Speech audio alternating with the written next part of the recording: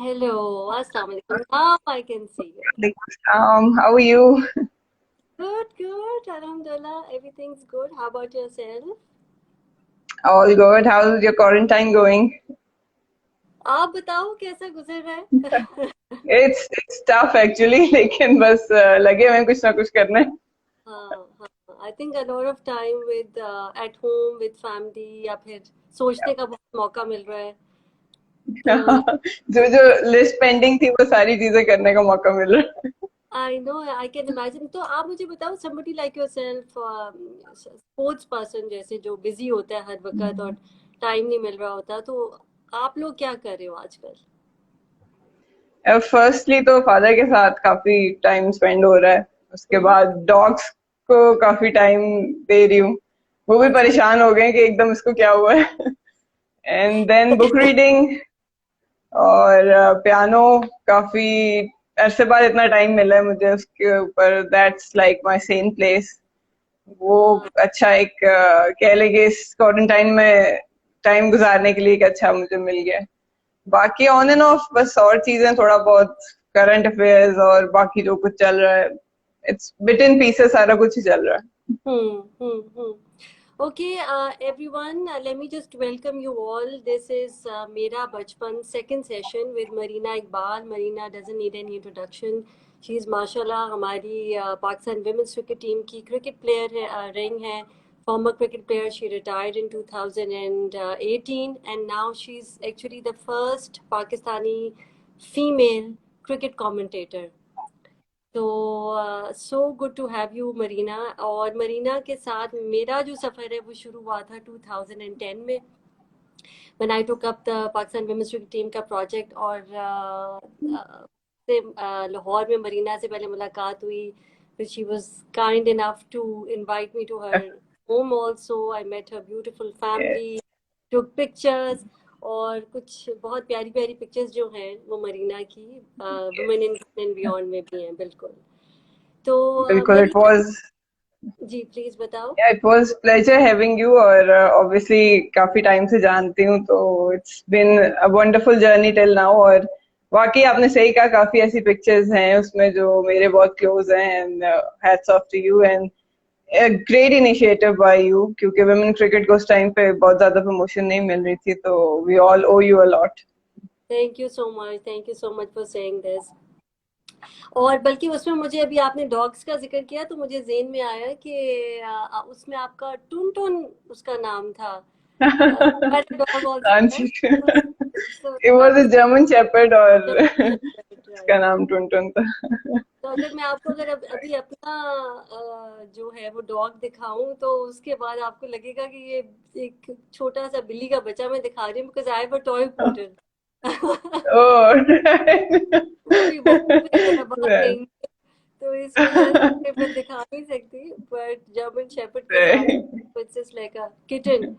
तो ये है. ये ना मुझे जो है ना, ये जब मैं स्टार्ट किया था तो मुझे ये लगा कि हम इतने लोग हैं जिनको हम देखते हैं इन इन प्रोफेशनल कैपेसिटी, राइट? और तो उनसे पूछा जाए कि उनका बचपन कैसा गुजरा, किस किस्म के उनके इन्फ्लुएंसेस थे, वो खुद कैसे थे. और so we can take inspiration आपसे. और मतलब अपने जो गेस्ट हैं उनसे हम इंस्पिरेशन ले सकें. पहले तो आप मुझे ये बताएं कि आपने जो पॉडकास्ट है बचपन की कहानियां वो सुना है? हाँ जी, बिल्कुल सुना है. और मुझे एक मतलब first of all I want to say कि इट्स अ ग्रेट इनिशिएटिव. और मेरा काफी अंदर का जो बच्चा है वो बाहर निकल आया था जब मैंने ये देखा. क्योंकि हमारी एसोसिएशन बहुत ज्यादा रही है बेड टाइम स्टोरी से पेरेंट्स के साथ. एक मुझे स्पेशली वेट होता था कि जैसे ही रात होने लगी तो मुझे मेरा एक फिक्स होता था कि या 5 या 3 स्टोरीज मैंने सुननी है. तो वो सारा एक जो मेमोरी है वो सारी वापस आ रही थी. और I think it's really a great initiative क्योंकि अब मैं जितना देखती हूँ कि पेरेंट्स और बच्चों के बीच में बॉन्डिंग कम हो गई है. क्योंकि टेक्नोलॉजी का काफी हाथ है इसमें. और मेरा ख्याल है कि बहुत सारी ऐसी चीजें होती हैं जो उस टाइम पे पेरेंट्स के थ्रू बहन भाइयों के थ्रू बच्चों को सिखाना बहुत जरूरी होता है. और stories are the best way, क्योंकि वो कहीं ना कहीं उनका इंटरेस्ट भी रहता है और हम जो मैसेज देना चाहते हैं, क्योंकि वो एक ऐसी क्रूशियल स्टेज होती है कि डेवलपमेंट की, जब आपको बहुत जरूरी होता है उस बच्चे को ग्रूम करना, क्योंकि हम्म। लेटर लाइफ में काफी इफेक्ट करती है वो तरबियत। मेरा ख्याल stories are the best way, और ये बहुत अच्छा इनिशिएटिव आपने लिया है कि काफी आजकल ये रिक्वायरमेंट, ये कहीं ना कहीं वॉइड रहता है कि पेरेंट्स और बच्चों की बॉन्डिंग कम होती है, तो ये एक कह लें कि एक बहाना बन जाता है। जैसे हम लोग अक्सर शाम को इकट्ठे बैठते थे पेरेंट्स के साथ, फिर बेड टाइम स्टोरीज होती थी, तो डिस्कशंस होती थी, फिर वो जो स्टोरी सुनाते थे उसमें मैसेज क्या था वो सुनना गौर से। और आई फील नाउ कि उस टाइम पे इतनी ज्यादा स्टोरीज का इफेक्ट अभी तक माइंड में बैठा हुआ है कि कहीं ना कहीं जब कोई ऐसा सिनेरियो आता है तो एकदम वो स्टोरी क्लिक कर जाती है। It's a hmm. Great thing you doing, और मैं बीच बीच में काफी सुनती भी रही हूँ अपना वो शौक पूरा करने के लिए। तो I thank think it's a lovely thing to do. Thank you so much Marina. अच्छा मुझे ये बताएं, तो आप जो कह रही हैं आपने कहानियां सुनी हैं मतलब अपने बचपन में, तो कौन सी कहानी ज्यादा कोई ऐसी जो जहन में रह गई हुई है, या कौन ज्यादा सुनाता था आपको, या कैसेट कहानियां सुनी है? नहीं, कैसेट तो इतनी नहीं सुनी, मुझे उसमें बहुत ज्यादा मजा नहीं आता था। एक दो कैसेट्स थी मेरे पास, लेकिन ज्यादा मदर को तंग करती थी, लेकिन मैंने अपनी बड़ी बहन को बहुत तंग किया है। उनके साथ मेरा फिक्स टाइम होता था, क्योंकि एक फ्रेंकनेस लेवल भी था, तो मैं वो मना नहीं करती थी, मैं उन्हें कहती थी कि मुझे सुनाएं।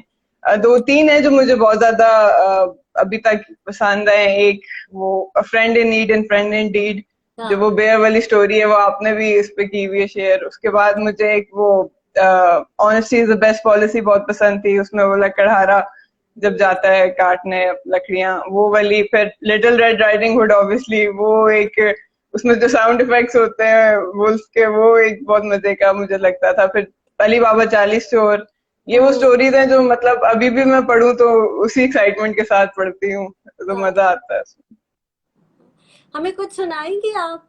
कोई कोई ऐसी चीज जो आपको, I don't know, nursery rhyme भी हो सकती है, कोई कहानी का कुछ पार्ट हो सकता है, कोई नज्म हो सकती है, कोई चीज जो आपको याद हो उस टाइम से जो रह गई हो जेन में।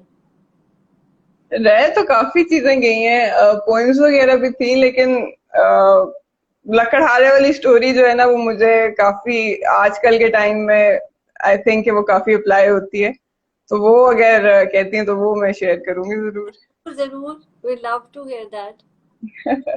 अच्छा, इसमें एक लकड़हारा होता है, वो रोज जाता है लकड़ियां काटने और उसी से उसका घर चल रहा होता है। तो एक दिन वो जाता है दरिया के किनारे, लकड़ियां काट रहा होता है, तो उसकी जो कुल्हाड़ी है वो दरिया में गिर जाती है। तो वहां पे बैठ जाता है, परेशान होता है कि मेरा तो यही रोजगार है, अब मेरी कुल्हाड़ी गिर गई है तो मैं किस तरह कमाऊंगा पैसे, घर पे किस तरह लेके जाऊंगा। तो इसी कश्मकश में एक जो है फेरी वो आती है, तो उसे पूछती है कि क्या हुआ है। तो वो कहता है कि मेरा जो एक ही सोर्स ऑफ इनकम थी और वो लकड़ियां काटना है, और जो मेरी कुल्हाड़ी है वो अंदर गिर गई है, तो मुझे तैरना भी नहीं आता, तो मैं क्या करूं। तो हम्म। वो कहती है कि मैं तुम्हारी मदद करती हूँ। वो पानी में जाती है, जाके एक सोने की कुल्हाड़ी लेके आती है, तो उसे हम्म। कहती है कि ये तुम्हारी कुल्हाड़ी है। तो वो एक मिनट के लिए सोचता है कि अगर ये सोने की कुल्हाड़ी मैं ले लूं और इसको बेच दूं तो मेरे पास इतने पैसे होंगे कि मेरी पूरी लाइफ आराम से गुजर जाएगी। लेकिन फिर वो कहता है कि नहीं, झूठ क्यों बोलना। तो उसे कहता है नहीं, ये मेरी कुल्हाड़ी नहीं है। फिर वो वापस अंदर पानी में जाती है, फिर बाहर आती है तो वो उसकी सिल्वर की कुल्हाड़ी लेके आती है। वो कहती है ये तुम्हारी ये कुल्हाड़ी। तो वो फिर सोचता है कि अगर मैं इसको भी बेच दूं तो काफी पैसे आ जाएंगे कि मुझे काफी दिन तक काम नहीं करना पड़ेगा। लेकिन फिर वो कहता है नहीं, ये गलत चीज है। फिर वो उसे मना कर देता है कि नहीं, ये मेरी कुल्हाड़ी नहीं है। फिर वो वापस जाती है, फिर उसकी एक्चुअल कुल्हाड़ी लेके आती है और उससे कहती है कि ये तुम्हारी कुल्हाड़ी है। तो वो कहता है हाँ, ये मेरी कुल्हाड़ी है। उसके साथ ही वो सोने की और जो सिल्वर की कुल्हाड़ी है वो उसे गिफ्ट करती है, कहती है कि क्योंकि तुमने सच बोला है, तुम ऑनेस्ट रहे हो, तो ये तुम्हारे लिए जो वो है एक एक्स्ट्रा चीज है। और इसी तरह रहना, अपने आप को चेंज मत करना, क्योंकि लाइफ में काफी ऐसी आपको अट्रैक्शंस मिलती हैं कि बंदा समझता है कि शॉर्टकट्स हैं, इसको ले लें तो शायद लाइफ आसान हो जाए, लेकिन ऐसा होता नहीं। तो ये एक मैसेज मुझे बहुत अच्छा लगता है और अभी भी मैं काफी जगहों पे अप्लाई करती हूँ। तो ये स्टोरी, जो moral of the story is के honesty is the best policy.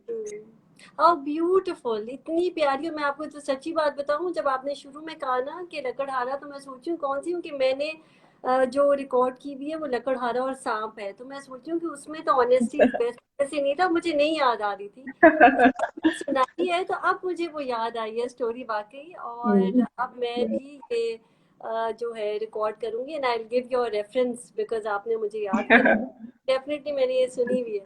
बिल्कुल आप ठीक कह रही हो मरीना, मेरा भी कोशिश यही है एक्चुअली।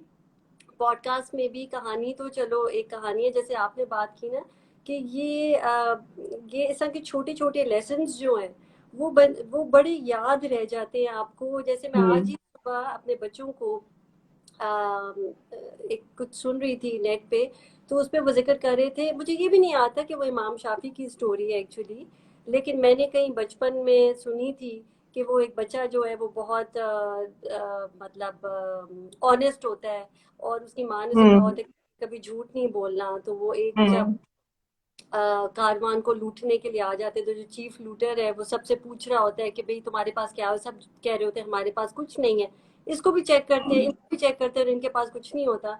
तो फिर ये छोटे से बच्चे होते हैं और ये कहते हैं कि जी मेरे तो जेब में पैसे सिले हुए हैं। तो वो जब चेक करते हम्म, हैं तो सिले होते हैं पैसे अंदर। तो वो उससे पूछते हैं, इतना इम्प्रेस होता है बच्चे से कि तुमने क्यों जो है वो ये बात बताई है, तुम तो you hmm, gotten away with it. तो वो कहते हैं क्योंकि हम्म, मैं अपनी माँ से ये वादा किया हुआ है कि मैं हमेशा सच बोलूंगा, तो इसलिए मैं, और जिसकी वजह से हम्म, वो बंदा इतना इम्प्रेस होता है कि वो फिर जो है लूटिंग बेसिकली छोड़ देता है। तो ये छोटी छोटी चीजें बिल्कुल, जो बात की है ना कि आप आज तक भी ये याद रखती हो कि जी वो गोल्ड की एक्स की आपको अपॉर्चुनिटी मिली, लेकिन नहीं अपनी बिल्कुल, ऑनेस्टी के साथ वो लेनी है सही अपनी वाली। बिल्कुल। तो ऑब्जेक्टिव एक ये है कि जी कहानी तो सुनाई, लेकिन उसके बाद एक कोई एक ऐसी अच्छी बात, कई दफा I just make up something जो उसमें से अच्छी बात हम्म, निकल कि बच्चे you know they can hold on to something good, तो ताकि वो इस क्योंकि तरह से। आई थिंक कि जिस तरह ऑब्वियसली मैसेज पहुंचाने का बेस्ट तरीका ये होता है कि आप किसी ना किसी एक्सपीरियंस के बीच में उसको इनपुट करो। लेकिन हम्म, ऑब्वियसली बच्चों का एक लाइफ एक्सपीरियंस उनको अगर हम डायरेक्टली बताएं तो वो एक तरह से बोरिंग हो जाता है। तो ये स्टोरी तो एक तरह से एक ड्राइव है कि आप इसके बीच में अपना मैसेज देते थे, जो कि बहुत इंपॉर्टेंट है। हाँ, उस टाइम पे काफी ऐसी चीजें थी जिससे पेरेंट्स रिस्ट्रिक्ट करते थे, हमें बहुत बुरा लगता था, मुझे पर्सनली बहुत बुरा लगता था, लेकिन अब आके आइडिया होता है कि नहीं यार, पेरेंट्स ने बहुत अच्छे तरीके से तरबियत की जिसका फायदा अब हो रहा है। और अब मैं ये चीज जरूर कहना चाहूंगी कि टेक्नोलॉजी के ऑब्वियसली एडवांटेजेस बहुत हैं, लेकिन कहीं ना कहीं आई फील कि विद इन फैमिली वो बॉन्डिंग, शेयरिंग, कंसर्न कहीं ना कहीं कम होता जा रहा है।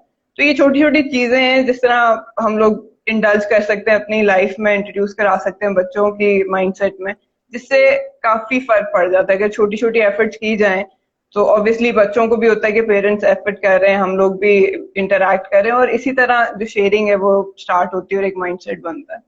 बिल्कुल। अच्छा आप अपनी थोड़ी सी बचपन की बातें बताएं, जब आप प्री टीन्स की मैं बात कर रही हूँ, यानी आप कह लो 10-11 ईयर्स तक की जो एज थी, किस तरह, मुझे लगता है कि आप थोड़ी शरारती भी होगी, जैसे आपने कहा मैं अपनी बहन को भी तंग करती थी, तो किस तरह की थी? मैं काफी शरारती बच्चा थी, और क्योंकि घर में छोटी थी तो फिर आपको पता ही है कि कोई रोक टोक नहीं, सबका लाडला, पेरेंट्स का भी, बहन भाइयों का भी। तो मैं काफी शरारती थी, और भाई क्योंकि मेरे से बड़े थे उनके साथ मेरी अटैचमेंट थी काफी, तो उनके पीछे मैं पूरा दिन घूमती रहती थी। उन्होंने जो जो करना होता था मैंने वो करना होता था, तो उनके एक्शन फिगर्स के साथ खेलना, तोड़े भी मैंने बहुत हुए हैं। उसके बाद क्रिकेट का भी उनके साथ, उनके पीछे जाके कजन्स के साथ देखना, खेलना। फिर हम लोग बेडशीट्स लेके टेरेस पे वो कैंप्स बनाते थे। और उसके बाद क्योंकि फादर आर्मी में थे तो एक वो गन्स वाला और जंग वाला माहौल जो है वो लगता था।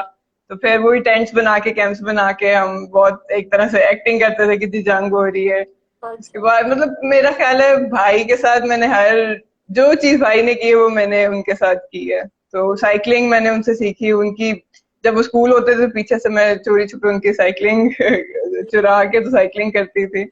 और उनकी ड्राइंग होती थी, रजिस्टर, उन्होंने, उनको बहुत मतलब ड्राइंग का बहुत शौक था, तो वो कहीं ना कहीं अपनी तरफ से अपने वो कॉमिक्स बनाते थे। तो वो बहुत स्ट्रिक्टली उन्होंने मना किया था कि कोई मेरे रजिस्टर को हाथ ना लगाए, हम्म, लेकिन मैं लगा के देख दूख के सारा कुछ करके, तो इस तरह की चीजें हैं।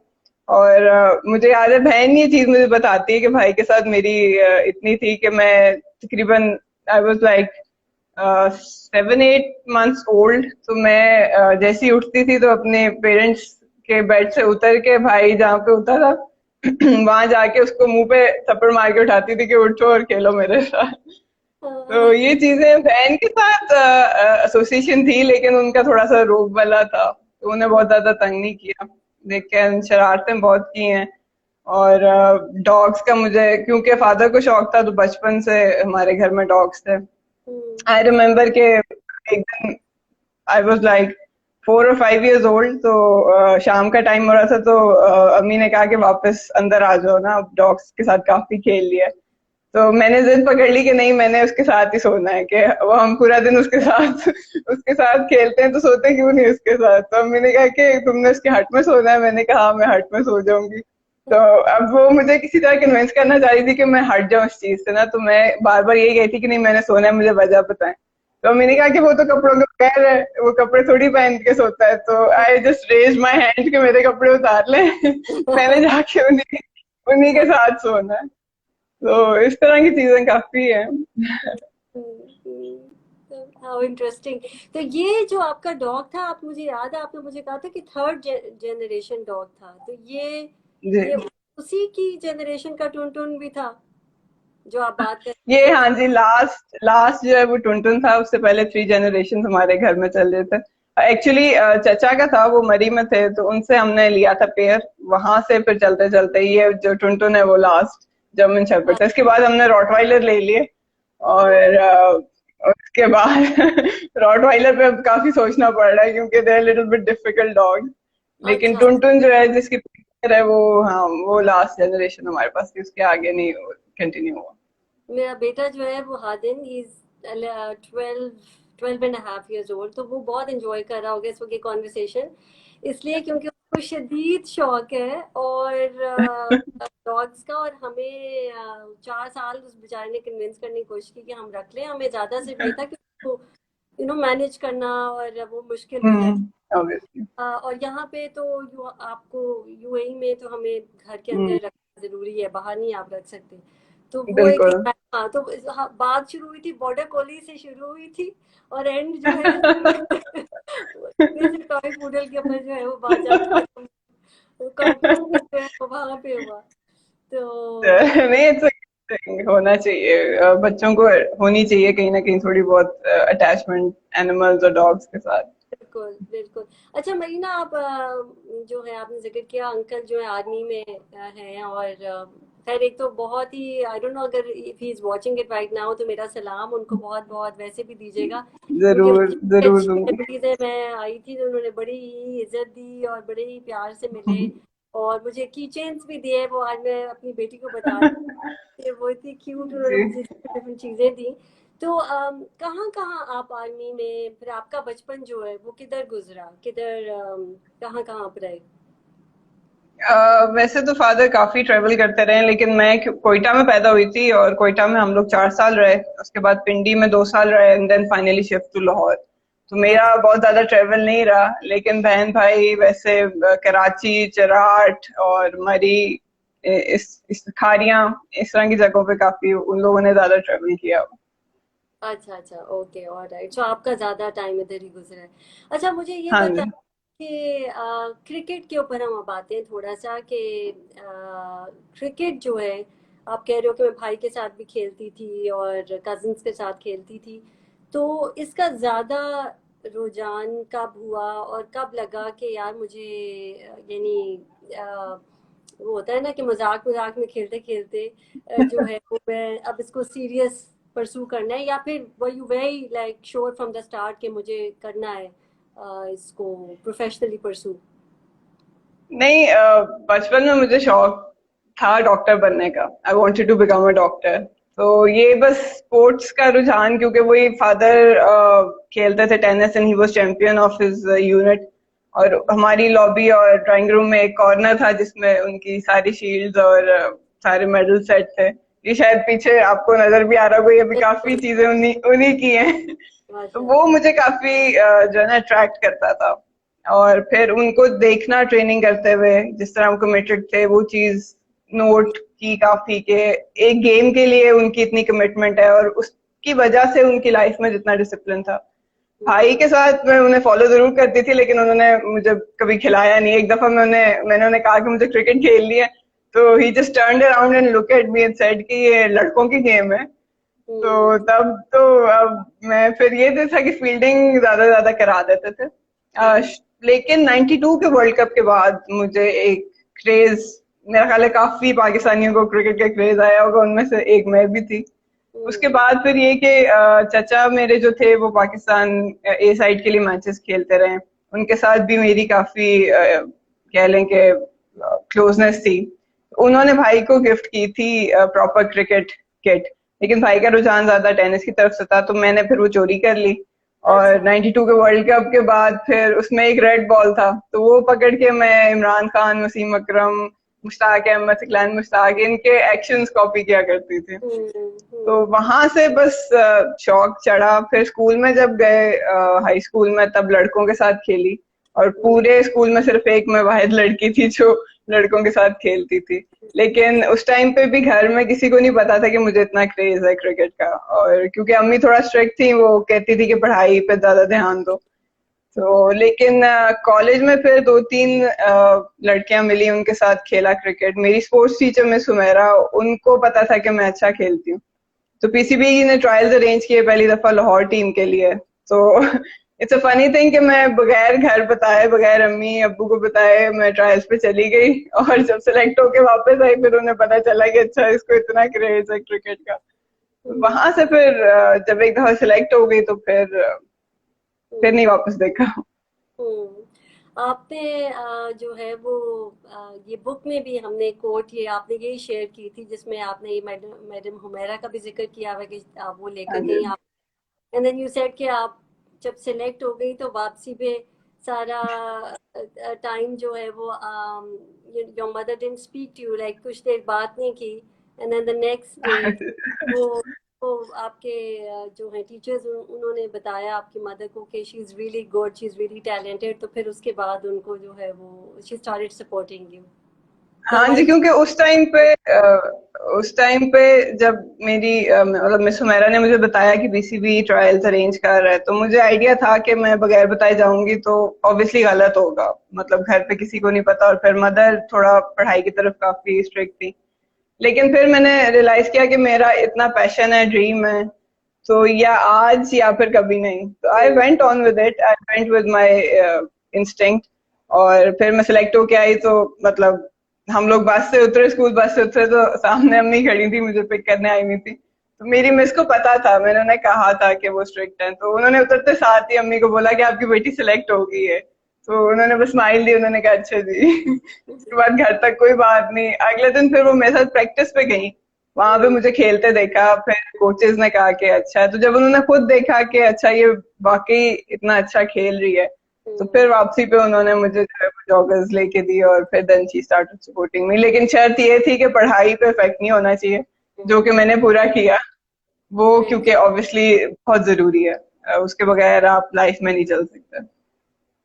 और मुझे ये भी इतनी इंटरेस्टिंग बात लगी अभी आपने जैसे जिक्र किया कि 92 के वर्ल्ड कप के बाद आप बहुत ज़्यादा you were really passionate about this, और आप वो बॉल लेके तो सकलैन मुश्ताक और वसीम अकरम का जो है वो करते थे, उसको इमिटेट करते थे। एंड अब माशाल्लाह जो है आप उनको not only your Pakistan women's cricket team की प्लेयर, बल्कि आप जो है उनके इंटरव्यूज वगैरह उनके साथ बैठ के एज जी। ए के साथ बैठी होती हैं।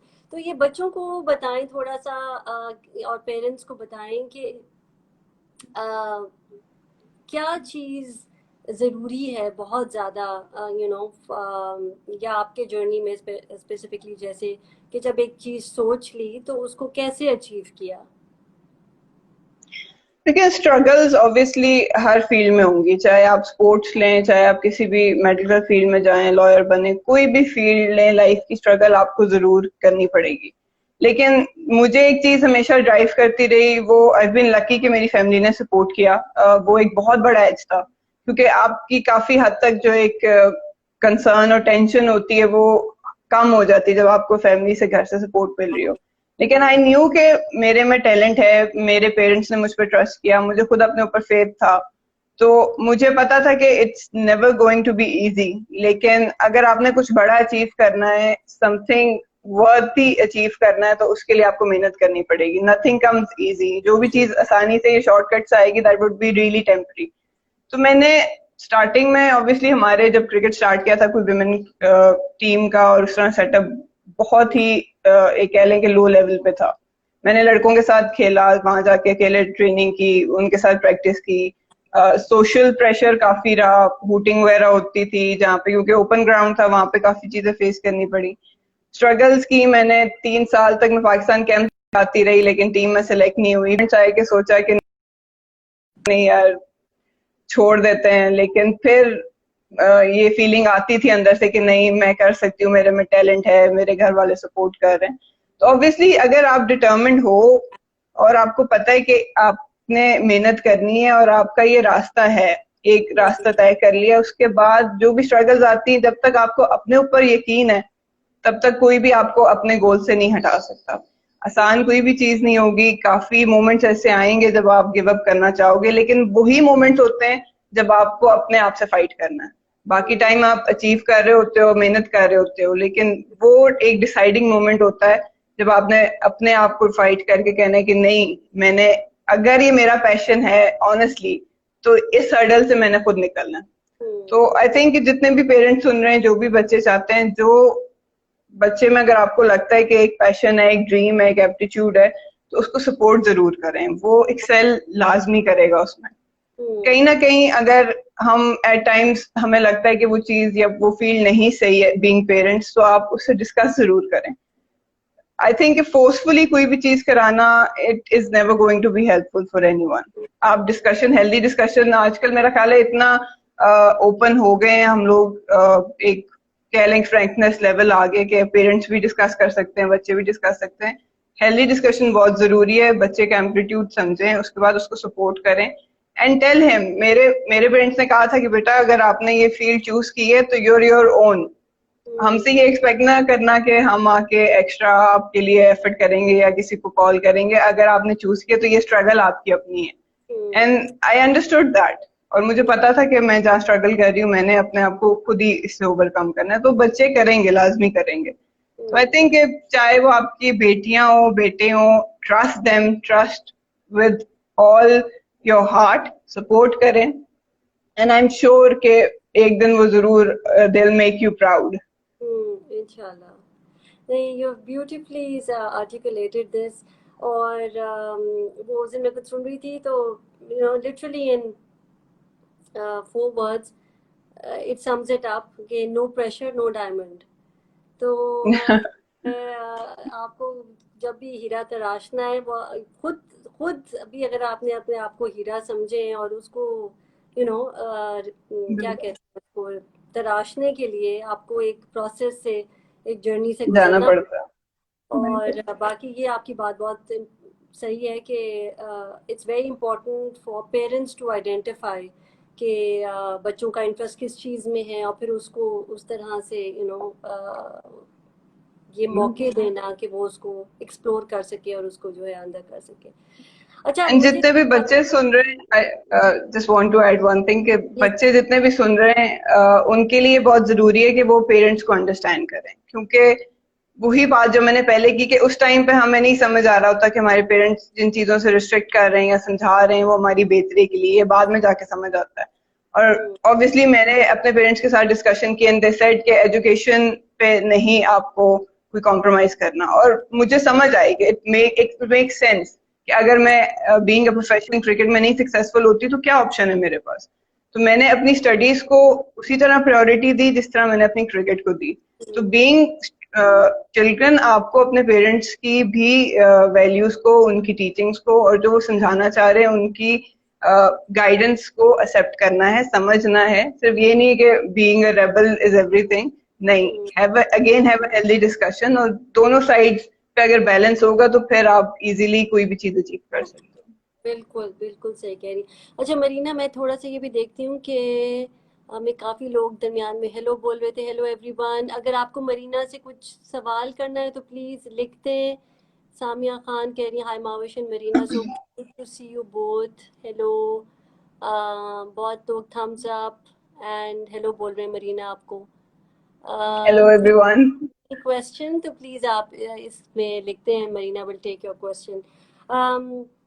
अच्छा, मुझे आपकी ना एक आइकॉनिक पिक्चर जो लगती है वो ये कि जो जो किताब में भी है, जिसके अंदर you are sitting in your room और वो it's against the red wall.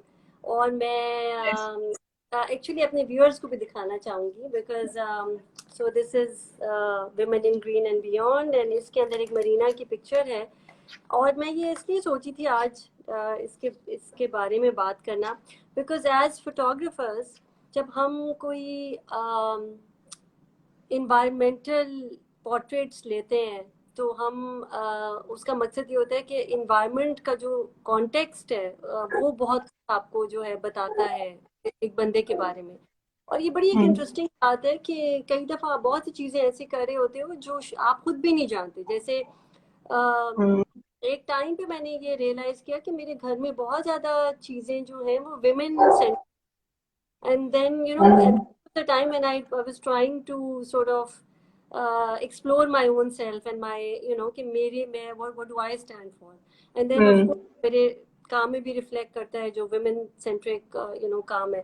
तो ये जब मैंने आपकी पिक्चर ली थी, और दूसरी इंटरेस्टिंग बात ये है कि जितना टाइम हमने इकट्ठे स्पेंड किया वो तो किया है, लेकिन जब आप फोटोग्राफर होते हो and when you have the pictures and you work on the pictures तो ऐसे लगता है कि आप बहुत ज्यादा जानते हो इस बंदे को, क्योंकि आपने इतना टाइम थ्रू फोटोग्राफ्स जो है स्पेंड किया होता है। This is one of the pictures Marina की जो कि आई एब्सोल्युटली लव, जिसके अंदर जो है आप देखें कि पीछे एक रेड वॉल है। And then I remember I came and I asked Marina कि ये जो आपने बैट है और सारा कुछ ये खुद यहाँ प्लेस किया था, एंड शी इज लाइक नहीं, इट वाज जस्ट डाउन। सो ये देख के ना आई जस्ट तो मुझे ये समझ आई कि ये एक बहुत ही पैशनेट एंड बोल्ड किस्म का जो बंदा होता है, and bold in the sense that bold in following their dreams, उस तरह से है, और somebody who's determined and passionate। तो ये बताएं कि ये सही असेसमेंट थी आपके बारे में? बिल्कुल सही थी, क्योंकि आई थिंक अगर इंसान किसी भी एक चीज के लिए पैशनेट हो ना तो अनकॉन्शियसली वो आपकी रूटीन में, आपके लाइफस्टाइल में, आपके पूरे दिन में कहीं ना कहीं उसका कंट्रीब्यूशन होता है। मतलब even I have given up playing cricket, लेकिन अभी भी बैट बाहर पड़ा हुआ है मेरे रूम में उसी तरह, और कभी गुजरते हुए आई जस्ट पिक अप और उस तरह बस बगैर बॉल के ड्राइव वगैरह करनी। तो वो जब तक इस लेवल का पैशन नहीं होगा तो आप कुछ भी बड़ा अचीव नहीं कर सकेंगे। अगर आपके पैशन का 70 to 80% आपकी पूरी रूटीन में कहीं ना कहीं रिफ्लेक्शन नहीं है तो इट मीन्स कि you are still double minded, आप उसकी तरफ पूरा फोकस नहीं हो।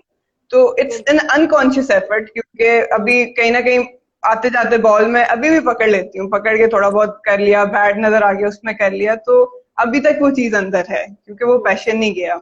तो आई थिंक ऑब्वियसली आपकी लाइफस्टाइल में कहीं ना कहीं आप जिस चीज से कनेक्टेड होते हो, जो आपका एक ड्रीम है, वो आपको एक बंदे की लाइफस्टाइल में, उसके कमरे में, एनवायरनमेंट में, उसकी बातचीत में जरूर रिफ्लेक्ट होता है। ऐसा हो ही नहीं सकता कि ना हो। Right right. अच्छा, मुझे ये बताएं, आपने शुरू में भी जिक्र किया और अब आपने किया है तो मुझे याद है कि मैंने आपकी कई वीडियोस भी देखी हैं, जो पियानो आप प्ले करती हैं, इसका इंटरेस्ट वो कहाँ से और कब डेवलप हुआ, ये थोड़ा क्या प्ले कर सकेंगी? I should have asked you before वैसे, लेकिन ये मुझे दो चीजें बताएं। पियानो का भी, म्यूजिक का था मुझे शौक, भाई को गिटार का था, और मुझे when I was 4 years old तो मेरी फूफो ने मुझे पियानो गिफ्ट किया था, और वहां से बस एक कह लें कि उसके साथ भी एसोसिएशन स्टार्ट हो गई। तो व्हेनेवर आई फाइंड टाइम, मैं अब तो खैर काफी क्वारंटाइन में काफी टाइम था तो मैंने काफी उसको प्ले किया, लेकिन वो भी कहीं ना कहीं ऑन एंड ऑफ मैं उससे इंटरेक्ट करती रहती हूँ, क्योंकि कहीं ना कहीं कुछ चीजें ऐसी होती हैं जो आपके लिए एक तरह से थेरेप्यूटिक होती हैं, रिलैक्सिंग होती हैं, थोड़ा सा आप अपना माइंड ऑफ करते हो उस चीज पे। तो मेरे लिए म्यूजिक सुनना तो है, लेकिन whenever I play piano तो I feel so much relaxed and so much in control। तो वो एक तरह से मेरा, आप कह लें, एक सेन प्लेस, एक हैप्पी प्लेस जो है वो चीज है, उसकी एसोसिएशन अभी तक है। तो मैंने ये वाला जो अभी रिसेंट है वो मैंने फादर को बोला कि मुझे लेना है और आई वांट, तो उन्होंने कहा ठीक है आप करो उसका। तो वो भी होती है जो आपको थोड़ा बहुत रिलैक्सेशन के लिए ये जरूरी होती हैं, क्योंकि इतनी टफ रूटीन मेरी बीइंग अ प्लेयर थी कि कहीं ना कहीं माइंड स्विच करना, रीडिंग वगैरह तो होती थी, but hmm. This was something that really made me relax. Hmm. अच्छा, बच्चों को भी इसकी इम्पोर्टेंस बताएं, जो आपने बात की है ना कि एक तो आपका पैशन है जो आप परस्यू कर रहे हैं professionally, but how important is it to have certain hobbies like these, जो आप जैसे कह रहे हो कि मेरा वो एक सैनिटी के लिए और एक रिलैक्सेशन के लिए, और आप बचपन से कह रहे हो कि 4 year you are 4 years old जब आपको गिफ्ट हुआ, और तब से आप लेकर अब आप बड़े पियानो पे आ गई हो। तो ये थोड़े से बारे में जरूर बात करें बच्चों के लिए। देखिए, इट्स अ नेचुरल थिंग, क्योंकि इंसान इंसान और रोबोट में मेरा ख्याल है यही फर्क है कि आप एक तरह की रूटीन में नहीं चल सकते। जिस तरह की आजकल हम देखते हैं कि स्पेशली मैं अगेन बात करूंगी पेरेंट्स के हवाले से भी, बच्चों के ऊपर पढ़ाई का बहुत स्ट्रेस है और काफी चीजें ऐड ऑन हो गई हैं, तो कहीं ना कहीं उनको स्विच ऑफ करने के लिए जरूरी है कि हम लोग, हमारे, आई बीन लकी कि मेरे पेरेंट्स ने इन आउटडोर एक्टिविटीज और एक्स्ट्रा करिकुलर एक्टिविटीज के लिए बहुत ज्यादा इंकरेज किया। ये हम्म। वो चीजें जो ना सिर्फ आपको रिलैक्स करती हैं, कहीं ना कहीं आपके बच्चों में उनकी पर्सनैलिटी, उनकी नेचर, उनकी ग्रूमिंग में भी रोल प्ले करती हैं। मुझे बुक रीडिंग का शौक था, स्टोरीज से ही स्टार्ट हुआ, स्टोरीज के बाद मैंने आगे बुक्स को कंटिन्यू किया कि अच्छा अब पढ़ना है, क्योंकि वो एक हैबिट बचपन से आ गई थी। म्यूजिक का इसी तरह मुझे पता है कि मैं अपना माइंड ऑफ हो जाता है, और आजकल जितना हम लोग एक्चुअली बात करते हैं मेंटल हेल्थ के लिए, मेरा ख्याल है कि ये चीज स्पेशली बच्चों की, अब जितना स्ट्रेस है पढ़ाई को लेके, मैं देखती हूँ जो बुक्स मैंने 8वीं 9वीं में पढ़ी थी वो बेचारे फर्स्ट सेकंड में पढ़ रहे हैं। तो hmm. They need an outlet, except कि आप एजुकेशन उनकी जरूरी है, but to keep them balance in life, to groom a balance personality, ये चीजें बहुत जरूरी हैं। टेक्नोलॉजी, अगेन आई से कि ये बहुत इंपॉर्टेंट चीज मैं दोनों के लिए कहना चाहूंगी, बच्चों के लिए भी पेरेंट्स के लिए भी, कि टेक्नोलॉजी का बहुत ज्यादा इन्फ्लुएंस हमारी लाइफ में है, लेकिन हम्म। प्लीज अंडरस्टैंड दोनों के लिए बहुत जरूरी है कि it's a luxury, it's not a need. जब हम हम्म। इसको नीड बना लेते हैं तब हम काफी ऐसी चीजें जो नेचुरल हैं उससे कट ऑफ हो जाते हैं। तो बीइंग पेरेंट्स भी ये कंट्रोल करना बहुत जरूरी है कि आप अपने बच्चों को टेक्नोलॉजी दो। आपके वर्चुअल वर्ल्ड है, that is something to some extend आपके बच्चों को हेल्प करेगा, लेकिन डेवलप करने के लिए, making them into a good human being and obviously exploring उनके एम्पलीट्यूड्स क्या है, इंटरेस्ट क्या है, उसके लिए आपको आउटडोर एक्टिविटीज, आपके बीइंग पेरेंट्स, आपकी डिस्कशंस, इस तरह की एक्टिविटीज, बुक रीडिंग हो गई, म्यूजिक हो गई, क्योंकि हर बच्चे में कोई ना कोई ये चीज होगी। ऐसा हो ही नहीं सकता कि म्यूजिक से या बुक से, या कोई पेंटिंग, कोई किसी को पेंटिंग पसंद है, मेरे भाई को स्कल्पचरिंग पसंद थी, पेंटिंग पसंद थी, I am totally opposite to it. मेरी बहन को जो है वो उसके डॉल्स और निटिंग वगैरह पसंद थी। तो कोई ना कोई ऐसी चीज होती है हर इंसान में जो उसका हम्म। एक आउटलेट होता है to keep that person same. तो ये हम्म। बहुत जरूरी है। बिल्कुल, एब्सोल्युटली। और आपको जो है वो कायनात इम्तियाज जो हैं हमारी, वो हेलो वेव कर रही हैं, और इधर से मैंने सिद्रा नवाज को भी देखा था, आई थिंक। हाँ, सिद्रा नवाज ने भी हमें ज्वाइन किया हुआ था। तो अच्छा, मैंने बड़ा एंजॉय किया था जब टाइम में आपने उनके साथ गुजारा। तो वो जब एक दफा मुझे बड़ी बुरी बॉल भी लगी थी आगे, आपको शायद याद हो, जब एनसीए में, नेशनल क्रिकेट एकेडमी में आपकी वो चल रही थी, आप लोग शोर मचा रहे थे, मैं तो देख रही थी क्यों शोर मचा रहे हो, बॉल आ रही। लेकिन मैंने जब नाम पढ़े तो मुझे सारे वो याद आ गए कि I really enjoyed my self माशाल्लाह, इट वाज रियली गुड। अच्छा मरीना, मुझे बताएं, आप हमारे लिए कुछ प्ले कर सकती हैं अभी, या इस वक्त ऐसे नहीं पॉसिबल? अभी तो मुश्किल है क्योंकि थोड़ा सा सेटअप करना पड़ता है, वो पियानो पड़ा ऊपर है। इंशाल्लाह next time I will definitely do it, will have another session on it. Absolutely. Thank you so much Mirena for joining us. मुझे ये बताएं, कोई भी चीज़, कोई बात आप शेयर करना चाहती हो, लास्ट फ्यू थॉट्स? बस आई थिंक बच्चों, पेरेंट्स के हवाले से ज्यादा करूंगी। बच्चे तो उस टाइम पे इतना ज्यादा नहीं करते, लेकिन पेरेंट्स के लिए इंटरेक्शन बहुत जरूरी है। कहीं ना कहीं एक वो ह्यूमेन बॉन्डिंग कम होती जा रही है। ऑब्वियसली बिजी है लाइफ, हर चीज है, आई एडमिट, लेकिन कहीं ना कहीं उस चीज का अफेक्ट लेटर ऑन बच्चों की लाइफ पे जरूर पड़ता है। कहीं ना कहीं वो वॉइड जरूर रह जाता है। फिर जब वो बच्चे बड़े होते हैं तो वो शेयरिंग वाली चीज जो पेरेंट्स तब एक्सपेक्ट करते हैं वो उनमें नहीं होती, क्योंकि वो डेवलप ही नहीं हुई होती। तो आई थिंक कि स्टार्टिंग के जो साल हैं, स्पेशली आई थिंक 14-15 ईयर्स तक मिनिमम, आपका इंटरेक्शन, आपकी जो बॉन्डिंग होगी वो आपके लिए भी बहुत इंपॉर्टेंट है, बच्चे के लिए भी बहुत इंपॉर्टेंट है। और इस तरह की चीजें जैसे आपने ये इनिशिएटिव लिए है, बहुत अच्छा है। ये वही बहाने हैं जो हम कहीं ना कहीं बच्चों को टीच करना चाहते हैं, मैसेजेस जो लाइफ में इंपॉर्टेंट हैं, और एक तरह से बॉन्डिंग का ये बहाना है। तो आई थिंक कि ये चीजें हमारे लिए बहुत जरूरी है, जो हमारे पेरेंट्स ने की थी, हमें फील होती हैं कि उसकी जरूरत अभी भी है, क्योंकि बीइंग ह्यूमन, बीइंग चिल्ड्रन, वो एक्सपेक्ट करते हैं, और आप जिस तरह उन्हें शेप करेंगे वो होते जाएंगे। And on the behalf of children I think parents से ज्यादा सिंसियर, आपकी फैमिली से ज्यादा सिंसियर कोई भी नहीं है। तो जो बॉन्डिंग, जो एक एसोसिएशन आपको चाहिए, वो सबसे पहले अपने घर में जरूर क्रिएट करें, और वही पेरेंट्स के साथ क्रिएट करें तो वो बेस्ट चीज है, नहीं तो अपने बहन भाइयों के साथ। और अगेन आई वुड एम्फसाइज के please, technology is a luxury, it's not a need. Don't make it a need. Need जो है वो हमारे ये रिलेशंस हैं, जिनको हम कहीं ना कहीं बैकफुट पे लेके जा रहे हैं। बिल्कुल। No, I think beautifully said. Thank you so much for the wonderful messages and the story. I think वो स्टोरी बहुत ब्यूटीफुल थी, और बहुत ही प्यारी बातें आपने हमारे पेरेंट्स को भी बताई हैं, और बच्चों को भी आई एम श्योर वो सुनाएंगी ये प्यारी बातें।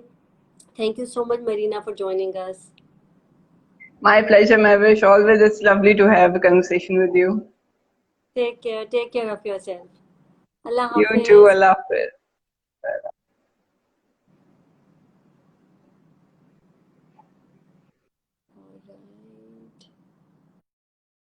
कमेंटेटर है, इनफैक्ट मैं भूल गई उनके सामने जिक्र करना कि यूट्यूब पे उनका अपना चैनल भी है, तो आप वहाँ जाके उनका जो है वो सब्सक्राइब कर सकते हैं। एंड कीप लिसनिंग टू बचपन की कहानियाँ।